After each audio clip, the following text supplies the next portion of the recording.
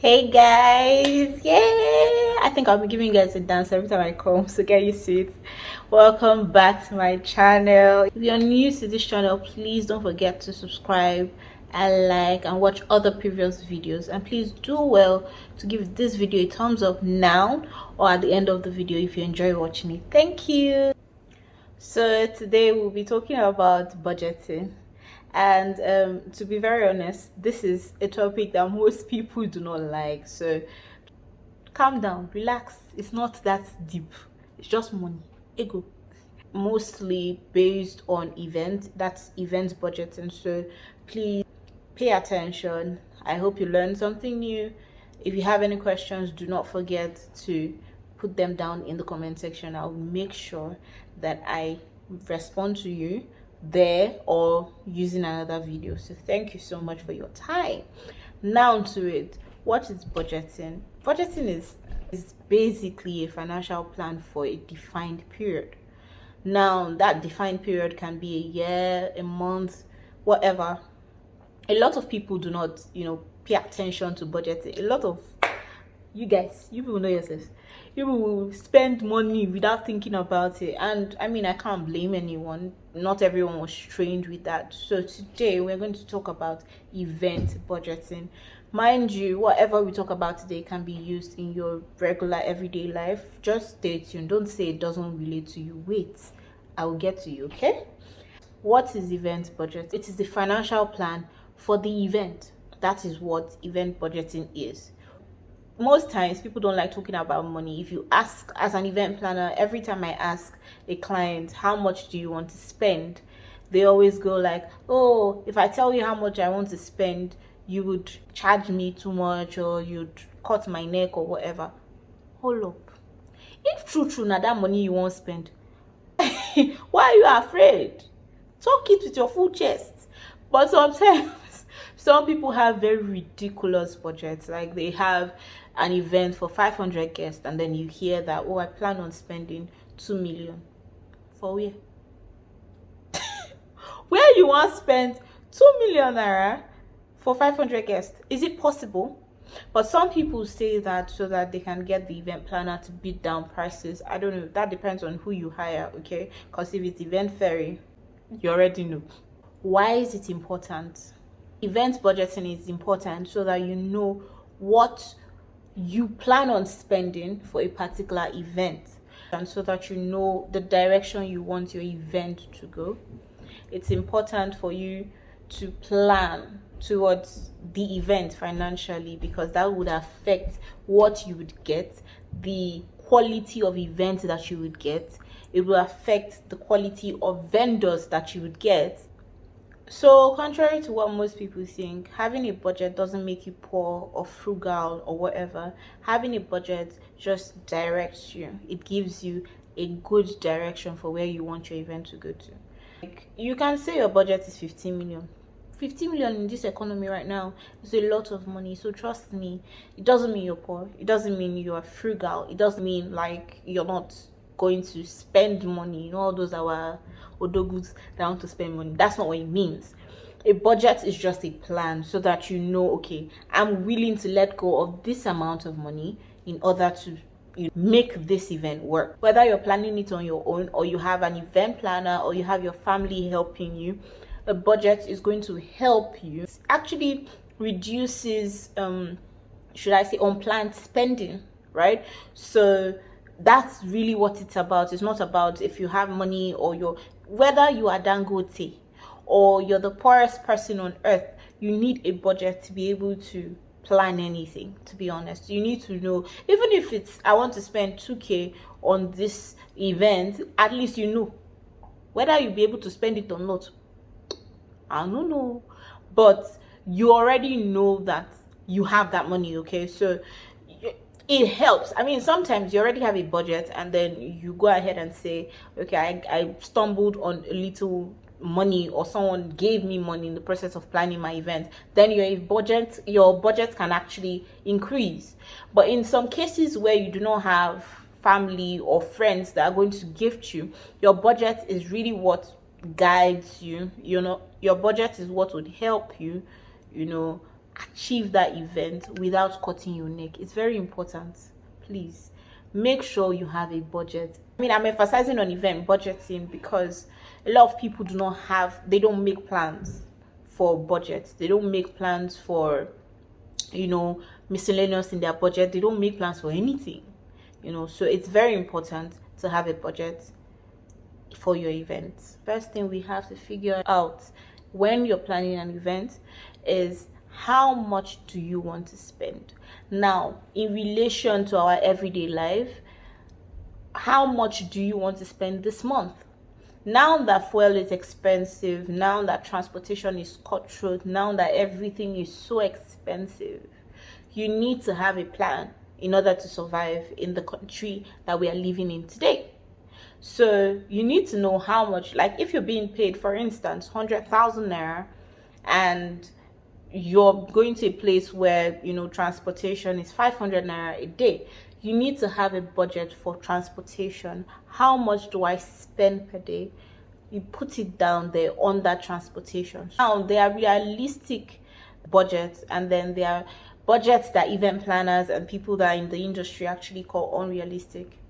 Let me give an example. Now, it's not looking down on anyone. It's not by force to have a classy event, but because you don't have a lot of money to spend doesn't mean that your event should not be classy. I always emphasize this. One of the major reasons I got into event management in the first place was because I wanted to be able to spend and show my clients that their money has worth. It's not about the millions of money that they give me. It's about the value that millions give them. Okay, so I'm not about, oh, you gave me 5 million, so your event is not going to be classy. No, that doesn't work for me. Okay, so I always try to emphasize this to people, because your budget is minimal or your budget is not extremely large, like some people these days that want to make it on some popular websites, doesn't mean that your event doesn't have to be classy. Yeah. So when we talk about realistic budgets and unrealistic budgets, it's like the example I gave earlier. If you have 100k in a month as your monthly salary, so that's what you're expecting every month, and your transportation is 1,000 naira going to your workplace and 1,000 naira coming back, and you go to work 20 times in the month, it means that every day you spend 2,000 naira, and then at the end of the month you're going to spend about 40,000 naira on transportation alone.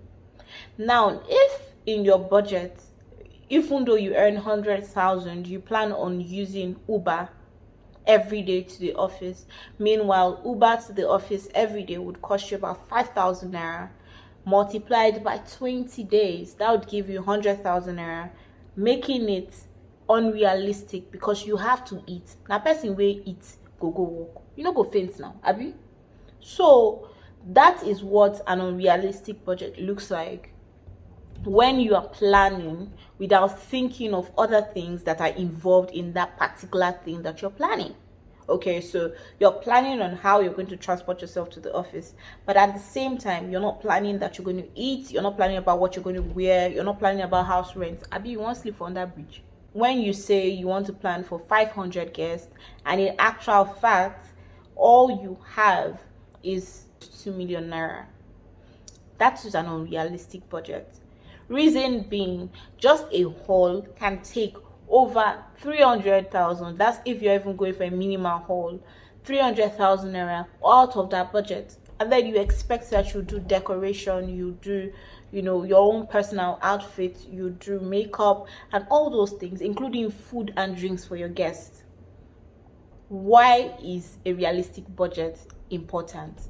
A realistic budget is very important for you, so that you do not make the mistake of saying, I want to keep 2 million naira for my 500 guests, and then when push comes to shove, you really cannot afford your 500 guests. That means you are planning to fail. Okay, so it is very important. I am emphasizing this so that you do not make the same mistake that other people that have gone ahead have made. Some people say their budget is, I'll give a real example, of 5 million naira for 300 guests. They want an after party, they want snacks for all their guests, they want food, they want drinks, they want alcohol. And I mean, Nigeria of 2020, 2019, that was a very realistic budget. However, right now, it doesn't just work. Okay, so I've had a couple that came and said their budget was 5 million. And I mean, it's a very realistic budget. 5 million for 300 guests is very realistic.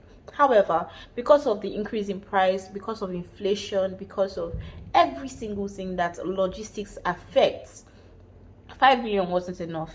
So even though they had saved 5 million ahead of time before the actual event started and before the planning started, it wasn't enough for them. Okay, so when you are having a budget, make sure you have the miscellaneous that gives you a buffer just in case there are price differences or changes or whatever. That's why you should have, a budget, and then within the budget you should have a miscellaneous fund, because sometimes life happens and it's not the same price. You cannot kill anybody. It's not anyone's fault.